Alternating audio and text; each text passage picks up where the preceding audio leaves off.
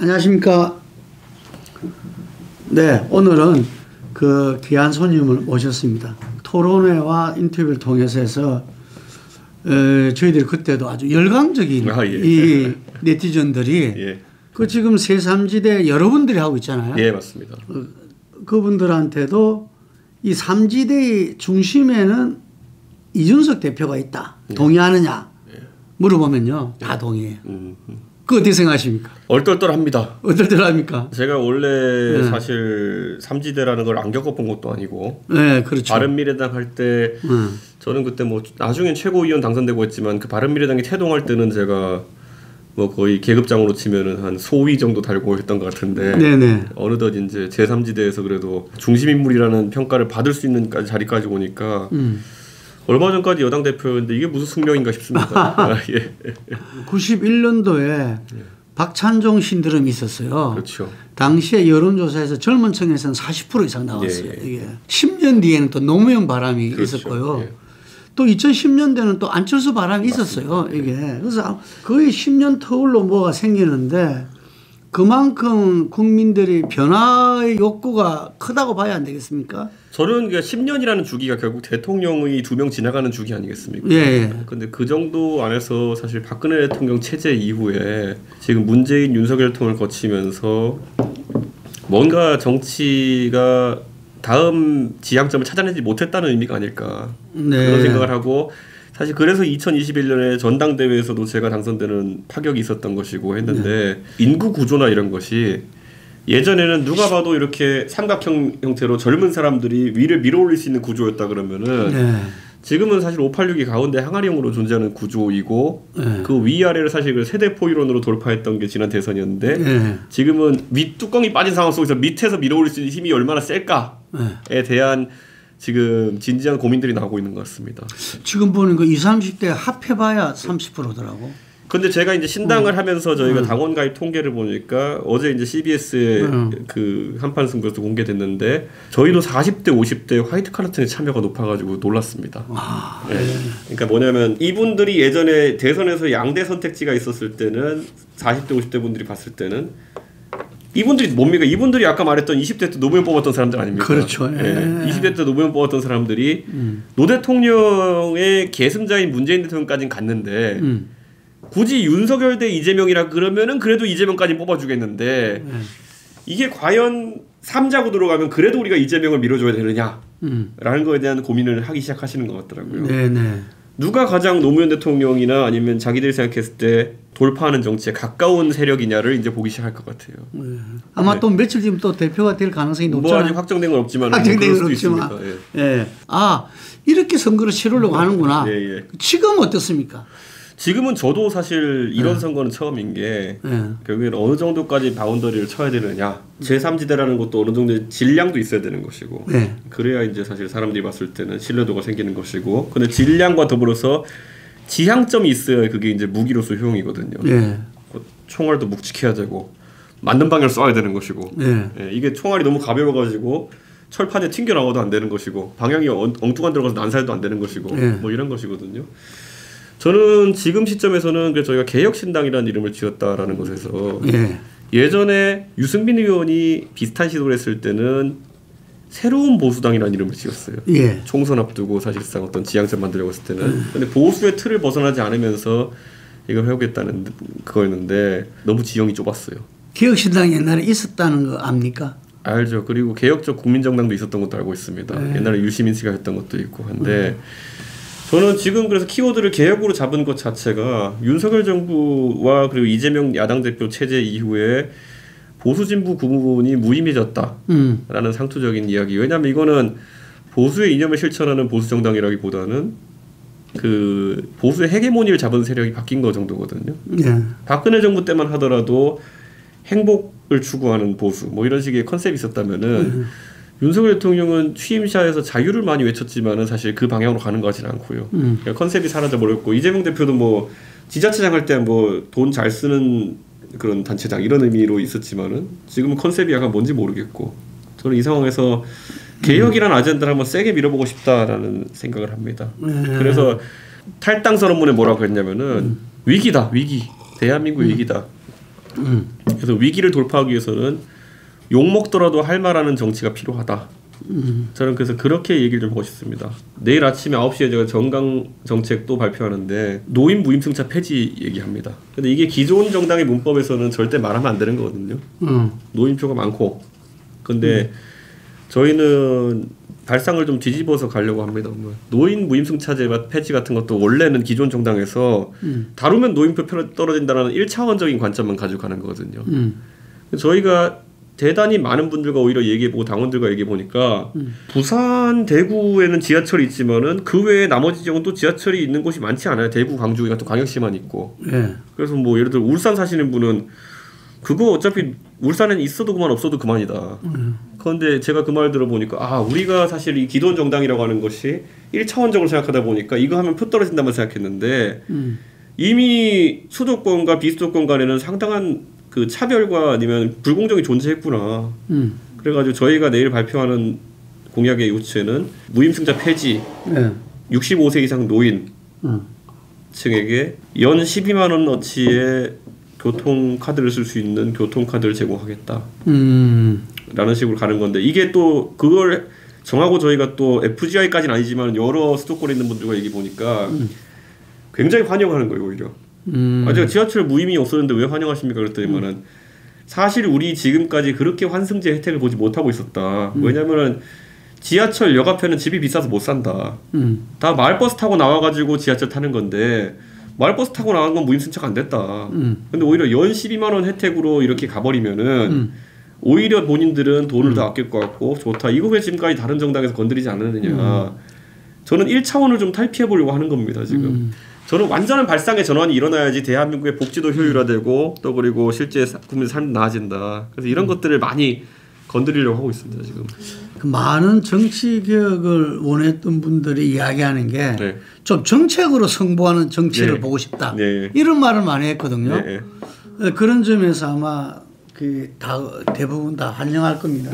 저는 정책 공방을 진짜 해보고 싶고요. 내일 제가 이제 또 정책 발표를 한다고 했는데 마침 공교롭게 내일 저출산 정책을 한동훈 위원장이 발표하고 또 그리고 그 이재명 대표도 1호 공약을 발표한다 그러더라고요. 저는 그런 생각이 들어요. 대한민국의 고도 성장기가 끝난 이후에 저는 하나만한 공약들은 안 나왔으면 좋겠습니다. 예를 들어 우리가 국민연금을 이야기한다고 했을 때 막 이번에 윤석열 정치 처음 할 때 연금개혁, 교육개혁, 뭐 노동개혁 하겠다 그랬는데 저는 시작할 때 가만히 앉아가지고 봤더니 뭐냐면 그래 연금개혁 한다고 해가지고 어느 정부나 결국 마지막에 나오는 거는 더 내고 덜 받기 늦게 받기를 얘기한다. 그렇죠. 그럼 윤석열 대통령이 거기서 벗어날 수 있을까를 제가 봤거든요. 그런데 처음에는 기세좋게 출발한 다음에 결국에는 작년에 나온 게 뭐냐면 더 내고 덜 받고 늦게 받고. 이건 개혁이 아니라 그냥 개수 조정입니다. 저는 지금 상황에서 표 떨어질 각오를 하고서라도 누군가 얘기해야 될 게 지금 연금 구조라고 하는 것은 결국엔 나중에 인구 구조가 노인이 훨씬 많고 젊은 사람이 적은 상황 속에서 나이 든 분들에게 젊은 세대가 약정된 금액을 다 이제 지금은 적립식이니까 내가 예를 들어 100만 원 내면은 100만 원의 누적 이자를 곱해가지고 나중에 얼마씩 주는 게 딱 명문화돼 있지 않습니까? 근데 그렇게 가가지고는 사실 나중에 이 젊은 세대는 부담할 수 없을 정도의 부담을 지게 된다. 그럼 지금부터 사회적 합의를 통해 가지고 우리가 이거를 기초연금이나 아니면은 국민연금, 그다음에 모든 공적 그런 부조 같은 것을 통합해가지고 부가식으로 가야 된다. 그 시기의 경제 상황에 맞춰가지고 우리가 지출할 수 있는 복지 비용을 신축적으로 가야 되는 상황이 올 수 있다. 안 그러면 베네수엘라 되는 거죠. 그런데 제가 이렇게 얘기해요. 저는 10년 뒤에도 저는 정치를 하고 있고 싶고요. 그건 국민들이 뭐 기회를 주느냐의 문제지만은 30년 뒤에도 정치를 하고 싶습니다. 그럼 제가 지금 하는 정책 설계라고 하는 것은 30년 뒤에 누가 나타나고 저한테 야 이준석이 네가 30년 전에 이렇게 하자 그랬는데 지금 와보니까 틀렸잖아. 이 말 안 들을 얘기를 저는 해야 되는 겁니다. 근데 지금의 기존 문법 속에서의 정치인들은 다 이제 50대 후반에서 60대 초반 중반까지 이제 정치를 하는 사람들은 지금 한 10년만 욕 안 먹고 버티면 됩니다. 10년만 욕 안 먹고 버티면은 나중에 누가 뭐라 그럽니까? 나 은퇴해가지고 잘 살고 있는데 예전엔 당신이 이래가지고 우리 잘못했다 누가 뭐라 합니까? 근데 저는 지금 제가 참 어린 나이에 정치 시작이기 때문에 30년 뒤에도 네 말이 틀렸다 소리 들을 수 있는 사람이에요. 그래서 저는 이거 굉장한 책임감을 가지고 욕먹더라도 맞는 얘기를 해야 됩니다. 10년이 그러니까 정치적 생명이 10년 남은 사람과 최대 30년까지 남은 사람의 접근법은 완전 달라야 된다. 그게 개혁의 요체다 이렇게 봅니다. 어쩌면 이거는 유시민 씨가 40대 때 꿈꿨던 것일 수도 있어요. 예, 개혁적 국민정당이라는 걸 그때 노무현 대통령이 그래 당신의 그런 개혁 성향을 보고 당신을 보건복지부 장관 시키겠어. 그것도 노무현 대통령은 대단한 거죠. 근데 결국 그 다음에 유시민 씨 같은 경우에는 그 똑똑한 사람이 정치적인 면이 강조되다 보니까 그런 미래에 대한 고민이 덜 보이면서 그 방향을 못 갔던 게 있는데 저는 정책적인 고민을 계속 쏟아내고 싶어요. 네. 하여튼 간에 좀 많은 분들도 걱정을 했지만 상당히 현재 우리 정당법이 만만찮은데 저 첫 고비를 어떻게 넘어갈까 봤어요. 그런데 가뿐히 넘어갔어요. 그 해법이 결국은 이 온라인 입당 그렇죠. 창당 과정이었죠. 그렇죠. 제가 정당의 큰 당의 대표를 해봤다는 것이 저한테는 굉장한 경험인 게 정당이 얼마나 요식행위성으로 유지하고 있는 관습과 그리고 비용이 얼마나 많은지 너무 잘 압니다. 우리가 봤을 때는 예를 들어 정당에 가장 비용이 많이 들어가는 것 중에 하나가 뭐냐면은 조직과 직능이라고 하는 것이거든요. 조직은 이제 당원과 출마자들을 관리하고 이렇게 시도당 체계를 갖추고 이런 거라면은 직능은 이제 사실상 뭐 관변 단체라든지 이런 것들과 소통하는 이런 것인데 세상이 바뀌었어요. 왜냐하면 직능이라고 하는 것도 예를 들어서 옛날에는 정보가 소통 경로가 획일화돼 있다 보니까 예를 들어 미용사협회 하시는 분이라든지 아니면 어디에 회장을 비례대표로 모시면은 거기가 쫙 다 찍어줄 거야라는 기대가 있기도 했고 실제로 그런 투표가 있기도 했고요. 그런데 지금은 제 생각에는 그런 상황이 절대 아닙니다. 지금 같은 경우 예를 들어 미용사협회에 가입돼 있으신 미용사분이라 하더라도 미용 정책 하나만 갖고 투표하는 게 아니거든요. 개개인들이 스마트폰이라는 걸로 정보를 찾아다니면서 정의가 무엇인지에 대해 고민하고 다 받은 사람들이 우리 회장님이 찍으라니까 찍으란다 이런 거 없거든요. 그거는 동네 선거만 띄워봐도 그래요. 동네에 가면 유지라는 분들 있잖아요. 뭐 새마을금고 이사장님부터 해서 다 이렇게 하는데 개개인은 보수 성향일 수 있고 진보 성향일 수 있고 하지만은 절대 그분이 새마을금고 전체한테 문자 뿌려가지고 이번에 누구 뽑으세요 이런 거 안 합니다. 왜냐하면 서울 같은 게 반반이거든요. 그러다 보니까 내가 괜히 이거 선거때 끼어들어가지고 내가 나머지 절반한테 눈총받을 필요 없다. 그래서 이제 그런 조직선거나 직능선거가 사라진 속에서 정당을 설계하다 보면은 저는 완전히 다른 모델이 나올 수 있다 이렇게 봅니다. 출발이 이제 성공적인데 그 소위는 어떻습니까? 저는 여기까지는 할 수 있었다 보고 다만 당원 가입 수는 저희는 초기 한 2, 3만 명 정도 예측했었는데 5만 2천을 지금 넘어서 5만 3천을 향해 가고 있는 상황이니까 국민들의 기대가 생각보다 크구나 라는 생각을 하고 저희가 놀라운 게 보통 정당 가입이라고 하는 건 60대 70대들은 다 이렇게 당원 가입 원서 쓰는 거에 뭐 익숙해져 있기 때문에 주변에 누가 부탁하면 너 뭐 김씨가 나간다 그러면 써주기도 하고 이런 것들 많이 써보셨기 때문에 보통 페이퍼로 받으면은 60대 70대 많거든요. 그래서 저희는 오히려 70대가 굉장히 적습니다. 왜냐하면 기술적인 장벽이라고 해야 될까? 그런 것들이 좀 있다 보니까 그래도 이만큼 모았다는 게 대단하다. 이런 생각이 듭니다. 젊은 층은 한 어느 정도? 어제 공개된 데이터로 제가 봤을 때는 완만한 종모형에서 3, 40대가 많고 20대와 50대 그 다음이고 그 다음에 이제 60대가 비슷하고 한 70대, 10대가 적습니다. 저는 이 힘은 결집된 힘이 굉장히 강하다. 왜냐면 모바일 당원 가입은 누구 김씨가 써달라고 해주는 게 아니라 자발적인 당원 가입이거든요. 그렇죠. 그러다 보니까 이걸 어느 정당이든지 지금 굉장히 센 그 힘으로 동작하고 있다. 제3지대에도 이제 여러 정당이 이제 사실 각자 약진하고 있지만은 결국에는 그 자발성이 일반적인 당원 수보다 더 중요한 요소가 될 것이다. 제가 그냥 단언코 얘기하는데 저희 5만 2천 명 모은 동안 그 연락망 있는 사람들한테 메일하고 문자 뿌린 거 외에 아무것도 조직적인 가입 행위를 유도한 적이 없습니다. 기사하는 거 빼고는. 그래서 이거는 꽤 의미 있는 시도다 이렇게 생각합니다. 이낙연 신당하고는 조금 다르겠네요. 모집 과정이. 그쪽은 아마도 온라인보다는 오프라인. 근데 이낙연 대표 측도 이제 그걸 좀 의식하신 건지 그 온라인 발기인이라는 걸 모집하더라고요. 근데 온라인 발기인은 아마 어떤 양식인지 모르겠지만 그냥 치면 되는 형식일 텐데 당원 가입으로 이제 전환됐을 때 당원 가입이 온라인에서 몇 명 될지는 저희도 뭐 한번 기대하고 지켜보고 있습니다. 그 아까 말씀하신 탈당 선언문. 네.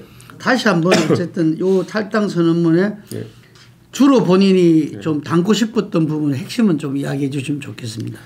저는 우선 서두에서는 제가 국민의힘이라는 당을 나오면서 우선 지금까지 생활해온 당원들이 감사하고, 하지만 저는 이제 국민의힘에 있는 모든 정치적 자산을 내려놓겠다.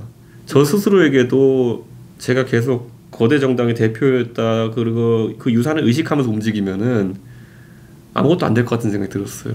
스티브 잡스도 애플에서 쫓겨나가지고 이제 벤처를 하면서 이제 시작했지만은 그때 머리를 비우지 못했으면 아마 나는 언젠가 애플의 CEO였다 이것만 하고 하다 그냥 늙어 죽었을지도 몰라요. 저도 그래서 이번에 제가 결심했던 건 뭐냐면은, 그래, 국민의힘의 모든 자산을 놓고 내려오자. 그 다음에 두 번째로 얘기했던 건 뭐냐면은, 더 이상 이재명이 좋냐 윤석열이 좋냐 이런 문법에서 정치가 돌아서는 안 된다. 그래서 결국에는 저는 그냥 둘 다 나쁜 사람이다 결론 내렸고, 그럼 미래에 대한 고민을 한번 얘기해보고 싶다. 예, 지금 보면 우리 앞에 직면한 고민이 얼마나 많느냐. 안보 문제만 하더라도 우리 맨날 북한이 포를 쏘냐 이런 문제만 접근하는데, 실질적으로 우리 앞에 누구도 꺼내기 힘들지만 꺼내야 되는 주제는 감군과 같은 주제다. 과거 같으면 공익근무원도 안 시켰을 만한 120kg짜리 거구를 병력 부족이라는 이유만으로 이제 휴전선에 총 들여서 세워놓는 게, 이게 진짜 보수가 말하는 안보냐. 누가 만약에 휴전선에 경계선을 지키는 게 더 어려워져가지고 이제 병력을 빼야 된다라는 얘기를 한다면은, 그게 이제 아무리 보수에서 공격받는다 하더라도 저는 할 용기가 있다. 연금 같은 것도 이제 부가식을 바꿔야 된다면 전 얘기할 의향이 있다. 이런 걸 쭉 이제 5가지 정도 열거했고요. 그 다음에 저는 이제 결국 용기 있는 사람들과 함께 하고 싶다. 라는 그런 취지로 이야기를 했고. 그럼에도 불구하고 구체적인 정치 노선은 뭐냐. 네. 우리가 보통 보수 진보를 나누는 핵심이 대북 문제, 예를 들면 남북 평화 문제 지금 난리지 않습니까? 네. 노동 문제, 아까 노동계가 가겠다는데 여전히 진보 보수가 저는 필요하다고 보거든요. 그게 저는 이렇게 생각합니다. 한미동맹이라는 단어를 윤석열 정부 테마로 잡았지만은 이런 게 있는 거예요. 사실 한미동맹의 체계를 최대한 구체적으로 묘사해 보자면은, 우리가 미국의 안보적 이익에 동참하면은, 그러면은 경제적 이익은 한국이 어느 정도 양해받는 성격의 그게 한미동맹이었어요. 한미동맹에 대한 국민들의 지지가 많았던 거는 6.25 때 우리가 도움받았다고 하는 것도 있지만은, 그 다음부터는 우리가 도움 준 것도 있거든요. 베트남전에 참전했고, 이라크 전에도 우리가 파병했고, 아프가니스탄 파병했고, 그런 안보적 이익에 동참하면서 우리가 대신 경제적으로는 사실상 최혜국 대우를 받으면서 수출 시장을 열 수 있었기 때문에 그게 국민적인 합의가 있었다는 이렇게 보는 건데, 최근에 윤석열 정부는 외교를 하지 않았다 저는 생각해요. 윤석열 대통령이 뭔가 한미 간의 관계를 개선시킨다는 그 국민적인 평가를 받기 위해 가지고 굉장히 일방적인 외교를 했다는 생각도 저는 해요.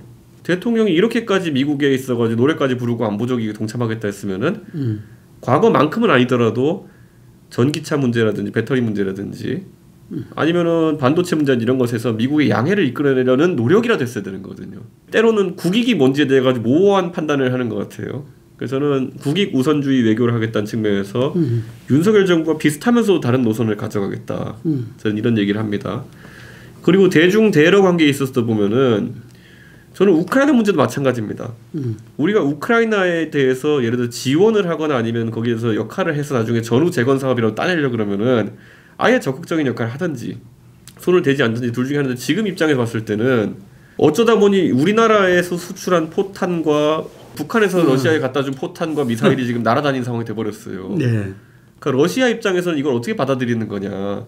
그리고 일부 얘기에 따르면 러시아의 오히려 로켓 기술이 북한으로 유입되었다는 얘기도 해요. 저는 이거는 그에 대한 반대급부를 우리가 얻는 게 뭔지에 대해서 국민들이 이야기할 거거든요. 저는 실익이 있는 외교를 해야 된다. 러시아랑 중국이랑 좀 소원해줄 수도 있죠. 그러면 그것에 대한 우리가 노리는 법이 뭐냐. 지금은 그런 전략이 잘 보이지 않는다는 게 아쉽습니다. 그리고 후쿠시마 오염수 문제도 저는 이렇게 보는데, 과학을 계속 결혼하는 거는 저는 뭐 과학적으로는 저도 과학을 배웠기 때문에 그 희석 논리라고 하는 것은 너무나도 쉬운 논리예요.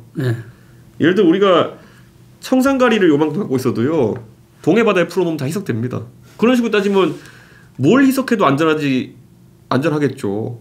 이게 청산가리를 한 컵 부어놔도 그렇고 분뇨를 한 컵 부어놔도 안전하고요. 근데 우리나라에서 국민들이 지적하는 데서 일본에 대해서 한마디 정도 해줄 수 있지 않느냐. 왜 오히려 정부가 유튜브에 몇억 원치 광고를 쏟아부으면서 일본 측 입장과 비슷한 거를 정부 돈으로 광고해 주느냐, 한일 관계에서 얻은 건 또 무엇이냐, 그냥 상대국에 가서 좋은 의전 받고 그냥 그렇게 해주신 건가 이런 생각을 하는 거예요 사람들이. 네.